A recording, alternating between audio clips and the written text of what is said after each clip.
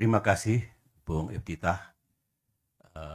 Semua tahu bahwa dari Partai Demokrat menugaskan 2 orang untuk menjadi bagian dari tim 8, yaitu Sekretaris Jenderal sendiri, Teguh Rifki Harsha, dan kemudian Bung Iftitah Sulaiman. Mereka bekerja siang dan malam, hampir setahun, maraton, tentu di bawah supervisi Ketua Umum selaku Wakil Ketua Majelis Tinggi Partai, dan puluhan kali bertemu dan bersama-sama dengan Capres Anies Baswedan. Dan kalau saya ikuti, kerja ini tidak mudah. Banyak sekali hambatan dan tantangan. Tetapi belakangan kelihatan progres yang memberikan harapan sebelum kandas dan terhempas 3 hari yang lalu.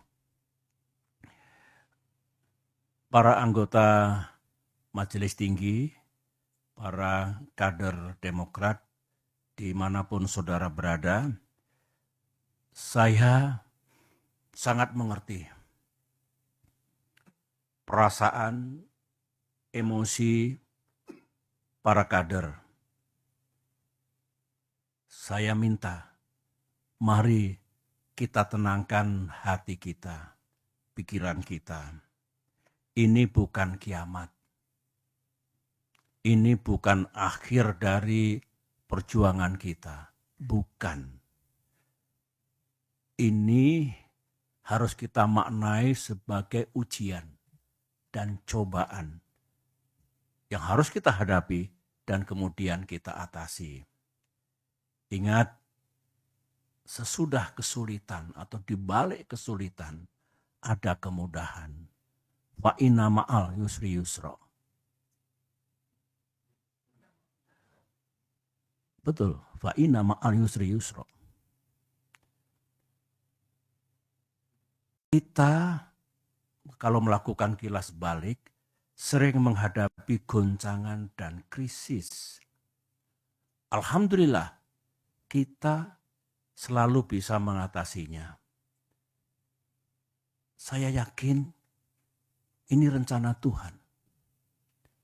Dan rencana Tuhan selalu lebih indah dari rencana manusia. Insya Allah kita akan mendapatkan yang lebih baik di masa depan. Di sisi lain, meskipun kita dibeginikan oleh Capres Anies dan mitra koalisi kita, tapi sesungguhnya kita harus bersyukur. Bersyukur kepada Allah Subhanahu wa Ta'ala, bersyukur kepada Tuhan yang Maha Kuasa. Mengapa? Ini alasan saya. Pertama, ya memang kita ditelikung dan ditinggalkan. Seperti ini. Sekarang,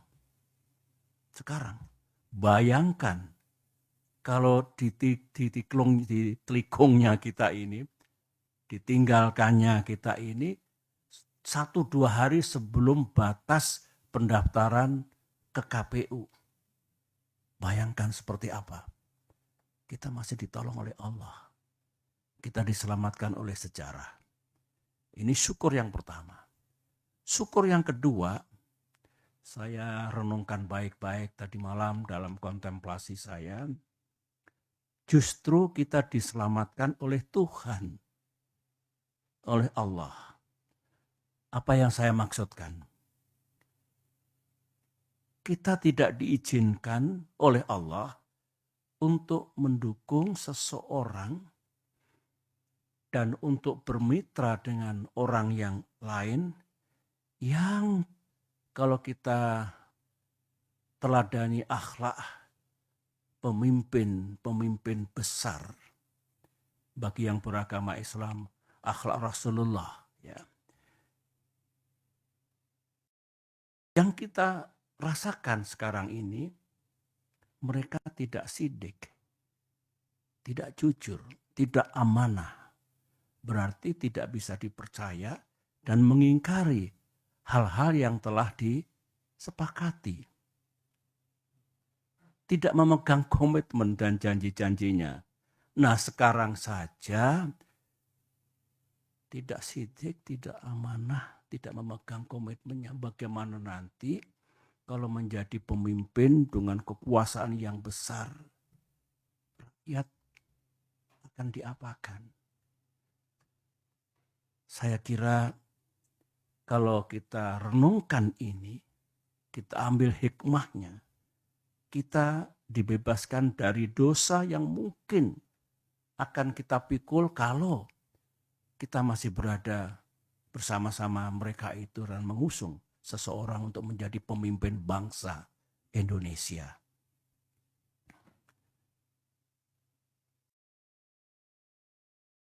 Selain itu, kita ternyata juga tidak diizinkan untuk berkoalisi dengan seseorang yang sejak awal sudah melanggar dan mengingkari kesepakatan. Tertulis dalam kesepakatan koalisi, menjunjung tinggi prinsip kesetaraan, equality, dan kesetaraan. Ulangi, kesetaraan, equality, dan keadilan. Saya ulangi. Bayangkan kalau di masa depan kita punya mitra koalisi yang tidak tunduk, tidak patuh pada kesepakatan yang kita buat bersama. Apalagi kalau mendikte, mengatur yang lain, termasuk capres, memaksakan kehendak, dan tidak menganggap yang lain, saya kira bukan itu koalisi yang hendak kita bangun. Sebagaimana pengalaman pribadi saya, bersama-sama dalam koalisi selama 10 tahun, yang menjunjung tinggi prinsip dan nilai-nilai yang baik, utamanya kesetaraan dan keadilan. Sekali lagi, kalau kita bersyukur. Karenanya, mari kita hadapi semua ujian dan cobaan ini dengan tegar. Sambil berikhtiar, kita mencari jalan keluarnya. Insya Allah, Tuhan akan memberikan kita jalan terbaik ke depan ini. Para anggota Majelis Tinggi dan para kader yang saya cintai, ya sebetulnya kalau jujur ya, saya pun tidak menyangka atas terjadinya kejadian itu 3 hari yang lalu itu. Setelah setahun lamanya kurang lebih, koalisi ini bersama-sama berikhtiar, berjuang untuk bisa menjadi kenyataan dan bisa mengusung capres dan cawapres yang kita harapkan, yang juga diinginkan oleh rakyat. Tiba-tiba terjadilah peristiwa 3 hari yang lalu itu. Kalau saya harus berterus terang, sebetulnya saya tidak naif ya. Saya juga mengerti politik. Saya pernah menjadi capres 2 kali. Saya pernah bersama-sama membangun koalisi dengan mitra. Dan tidak ada yang saya rasakan seperti yang terjadi 3 hari yang lalu itu. Saya mengerti, kita semua mengerti, politik itu memang ya penuh strategi, penuh siasat, penuh taktik, caranya banyak. Tetapi saya tidak menyangka kalau tindakan itu sejauh ini menurut saya melebihi batas kepatutan, moral dan etika dalam politik. Ya kasar, ya kalau bisa menggunakan istilah bahasa Inggris, it is really ugly. Mudah-mudahan kita tidak melakukan perilaku politik seperti itu. Ada lagi yang bagus dalam sidang majelis ini saya ungkapkan ya. Sebenarnya beberapa teman sudah mengingatkan saya agak lama. Baik dari kalangan kader Demokrat maupun dari luar Demokrat. Begini, Pak SBY Pak SBY benar-benar percaya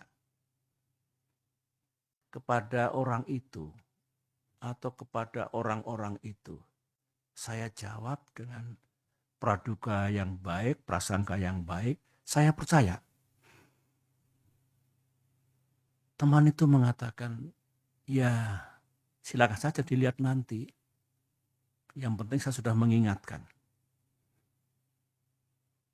Nah, kalau saya ingat kembali, yang diingatkan teman-teman itu lebih dari satu, keputusan sepihak kemarin itu, saya boleh mengatakan keputusan gelap seperti itu, tidak sesuai dengan rules kesepakatan, ternyata atau barangkali mengandungi kebenaran. Anggaplah kita salah kali ini. Tetapi kita belajar. Mudah-mudahan kita tidak salah lagi ke depan. Dan mudah-mudahan dengan izin Allah dan ikhtiar kita, kita juga tidak kalah nantinya. Amin. Masih segar dalam ingatan saya, sebagaimana yang disampaikan Bung Iftitah tadi, di ruangan ini, saya duduk di sini, tanggal 25 Agustus 2023, berarti seminggu yang lalu. Pak Anies duduk di sini, dengan didampingi tim 8. AHY memang tidak selalu hadir. Anies menyampaikan kepada saya, didengar oleh semua, bahwa awal September ini, berarti hari-hari sekarang ini, akan mendeklarasikan koalisi ini dalam kapasitasnya sebagai capres. Berikut capres dan cawapres yang telah selesai diputuskan.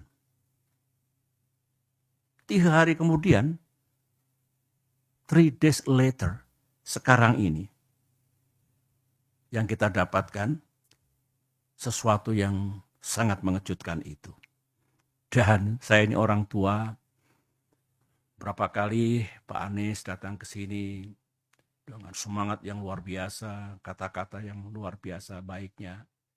Di Cikiasi 2 kali, di Malang, di Pacitan. Dengan kejadian seperti itu, tidak ada satu kata pun yang disampaikan kepada saya. Dan tentu kepada Ketua Umum kita. Saya memang sebagai orang tua, kok jadi begini? Ini saya kira semua merasakan perasaan kader kita di seluruh tanah air, emosi, kemarahan, yang diekspresikan dengan cara yang berbeda-beda. Nah, saya kebanjiran, tadi malam, 2 malam itu sampai subuh di sini. Sejak pagi kita bekerja. Pesan datang dari mana-mana, baik dari kader maupun non-kader, dan rata-rata memang emosional, ya saya paham lah. Dari sekian banyak ribuan saya kira yang merespon, yang memberikan message itu, ada 2 yang menarik bagi saya. Ini kata-katanya kurang lebih seperti ini. Aku tahu politik itu memang banyak akalnya, tapi tak kusangka buruk banget ini. Korbannya AHY dan Demokrat. Begitu. Ada lagi komentar, ini Demokrat kena prank dari musang berbulu domba. Terus saya kok ingat, musang berbulu domba, ini kan peribahasa yang lama ini. Ingat saya kira waktu kita sekolah di SD, SMP, pernah belajar banyak sekali peribahasa. Tapi musang berbulu domba itu di depan bersikap baik, manis, lembut, penuh persahabatan. Tapi di balik itu kalau kita lemah dan lengah, ini kita akan dicaplok dan dimakan sampai habis. Peribahasa, musang bukan orang. Nah, mungkin tafsirnya ya kita ditelikung dan seperti itu ya. Seperti peribahasa ini. Saudara-saudara, saya mengajak pada forum yang penting ini dengan tenang dan dengan menggunakan akal sehat, pikiran yang jernih, mari kita telaah mengapa semuanya ini harus terjadi. Dan kita rasakan, kita alami, kita pikul. Mengapa Demokrat dan AHY setelah 2 tahun menghadapi gerakan pengambil alihan partai oleh Kepala Staf Presiden Muldoko harus mengalami yang begini lagi? Otak saya berputar, insting saya berbicara. To understand why. Orang bijak mengatakan selalulah mencari tahu what and why. Supaya how-nya itu menjadi tepat.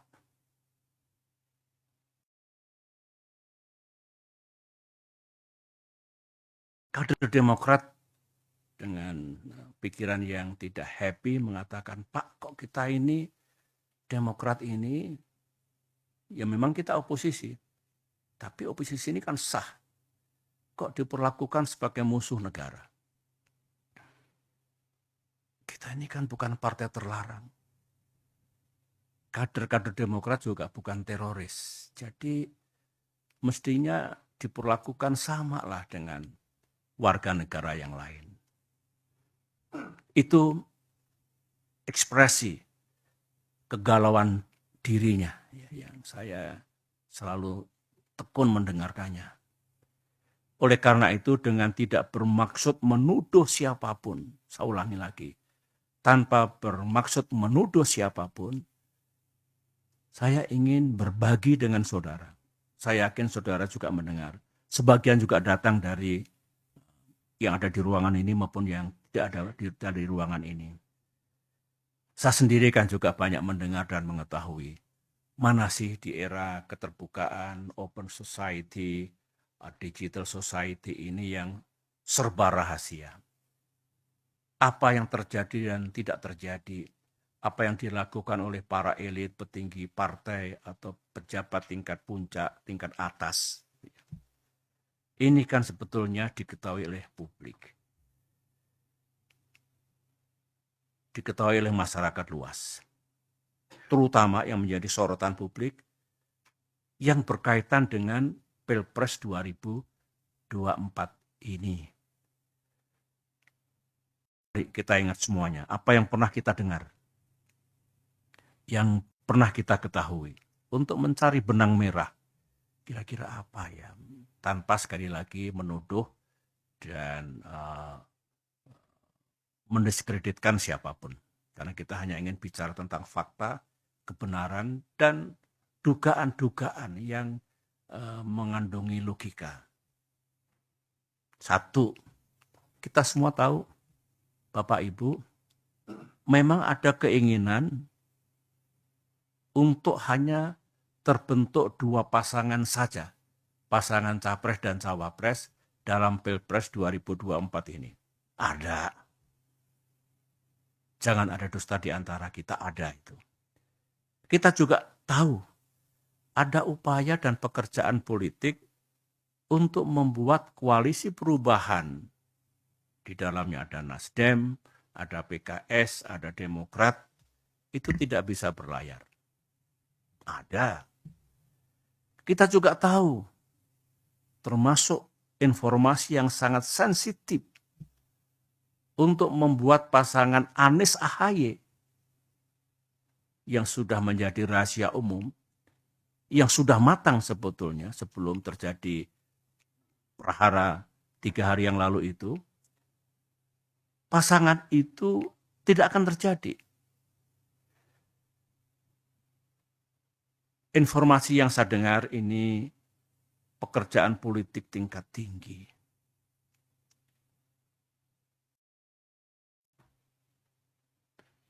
Ini bukan informasi, ini fakta. Benar ternyata Anies AHY yang hampir matang untuk diluncurkan dan banyak diketahui oleh masyarakat luas, itu terbukti bisa digagalkan. Melalui apa yang tadi itu yang diceritakan oleh Bung Ititah melalui press release yang telah kita sampaikan.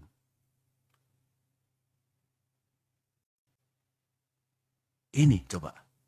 Jadi informasi-informasi itu salah satu manifestnya yang terjadi betul ya ini. Kita juga tahu seorang menteri sekarang ini, menteri masih aktif dari Kabinet Kerja Pimpinan Presiden Jokowi, secara intensif melakukan lobby, termasuk kepada Partai Demokrat, dengan menawarkan, mengajak membentuk koalisi yang baru. Koalisi Koalisi Demokrat, PKS, dan P3. Yang bersangkutan mengatakan, yang disampaikan itu, inisiatif ini, sudah sepengetahuan Pak Lurah. Kata-kata sang menteri. Bukan kata-kata saya. Kata-kata yang bersangkutan. Dari semua hal yang kita sudah tahu itu, bahkan sebagian bukan hanya informasi, tapi sudah menjadi kenyataan, jadi fakta, kita mulai tertarik dengan informasi yang lain.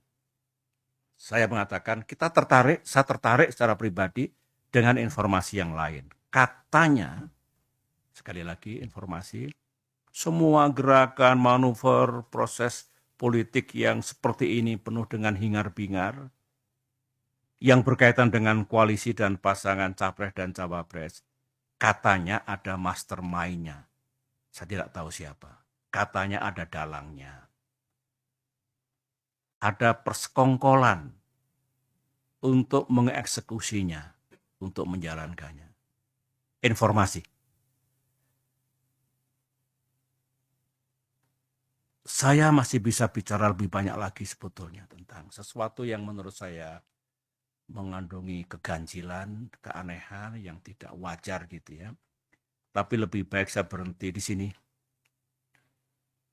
untuk mengupas tentang what's really happening in this country, termasuk informasi tadi. Karena saya yakin pada saatnya nanti, semua yang sekarang menjadi pergunjingan, spekulasi, samar-samar tidak terang, pada saatnya nanti, semuanya akan terang benderang di hadapan rakyat Indonesia. Bapak, Ibu, saudara-saudara, para kader, nah, menarik ajakan beberapa pihak terhadap Partai Demokrat untuk berjuang bersama. Saya kira rakyat mengetahui, ya, misalnya pihak Pak Ganjar, Capres Ganjar Pranowo, itu juga mengajak kalau Partai Demokrat bisa bergabung ke pihak beliau. Ditandai pertemuan Mbak Puan dengan AHY beberapa saat yang lalu. Yang kedua, Pak Prabowo, beliau datang ke Pacitan, menemui saya dan menyampaikan juga ajakannya. Saya harus jujur mengatakan bahwa cara seperti itu adalah cara yang baik. Sah, tidak salah, dan dibenarkan dalam demokrasi, dalam dunia politik. Ajakannya pun saya dengarkan juga tulus dan serius. Dilakukan secara terbuka, publik juga tahu. Ini kan baik untuk transparansi politik. Dibandingkan manuver bawah tanah yang penuh dengan misteri. Ini enak nih, terbuka, transparan. Memang menyampaikan dengan baik, kita sambut dengan baik Mbak Puan, Ibu Puan, Pak Prabowo. Karenanya respon kita juga positif. Kita menghormati, kita menghargai. Bahkan kami bersetuju untuk menjaga komunikasi. Kalau tujuannya baik untuk kepentingan bangsa, Demokrat wajib meresponnya dengan baik. Tentang nanti kemana kita berada, inilah yang nanti akan kita bicarakan baik-baik. Saya akan sampai di situ nanti.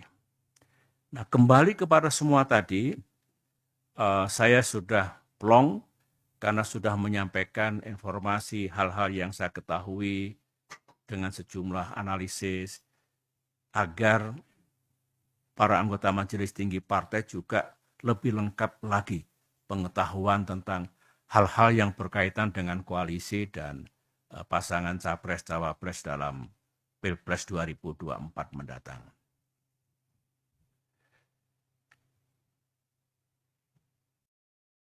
Berikut ini adalah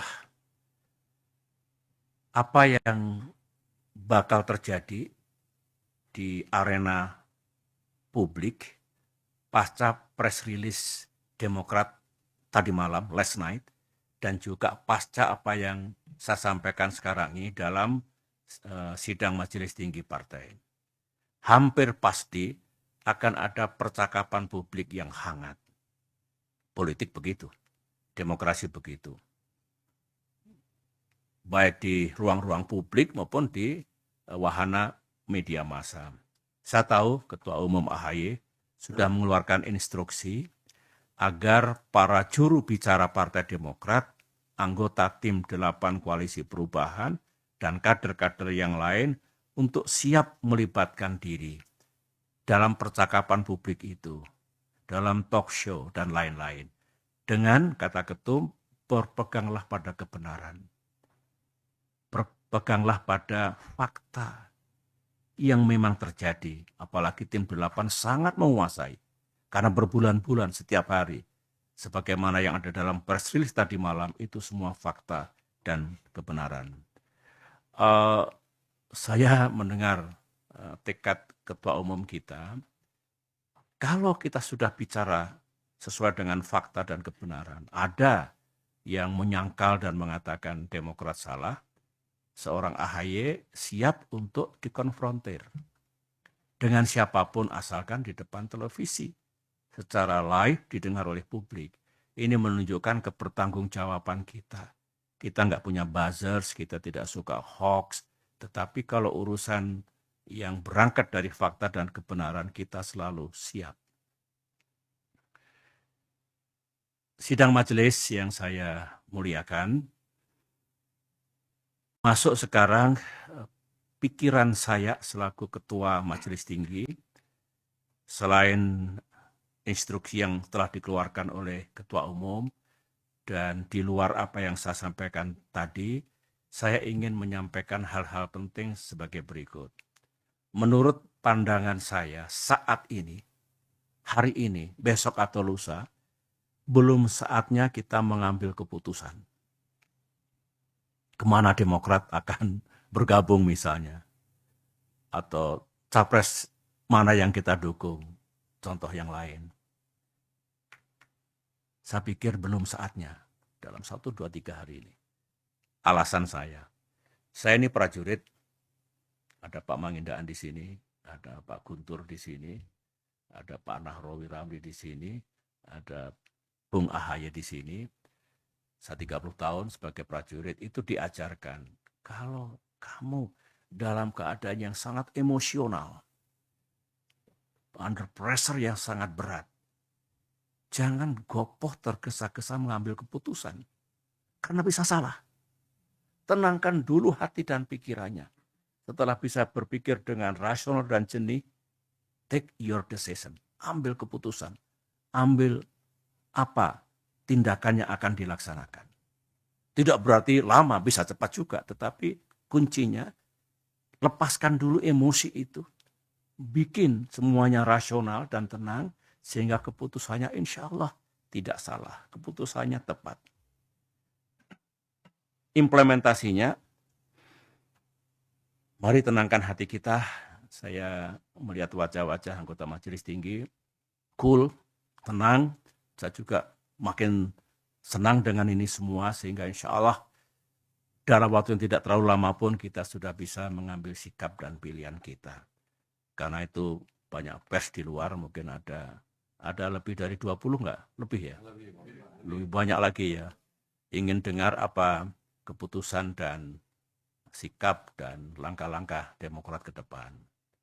Ya tentu kita bisa jelaskan baik-baik apa yang sedang kita lakukan dan apa yang hendak kita lakukan di hari-hari mendatang.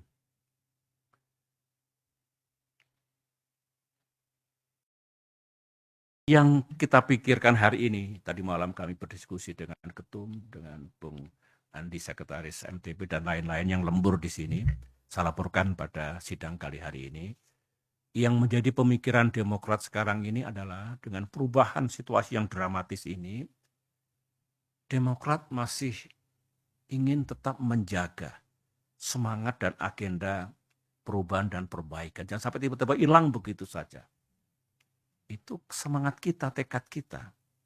Bahwa tidak berarti kalau perubahan perbaikan yang sudah baik dibuang, tidak. Ketum menjelaskan dalam pidato politik kemarin secara komprehensif yang menjadi bagian dari kerangka bernegara, pilar dan dasar bernegara Pancasila, NKRI, Bhinneka Tunggal Ika, konstitusi kita, demokrasi, tidak mungkin kita tinggalkan, justru makin kita perkuat.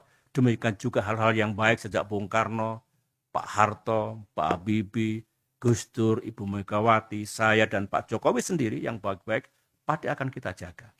Namun memang ada sejumlah hal yang perlu kita perbaiki.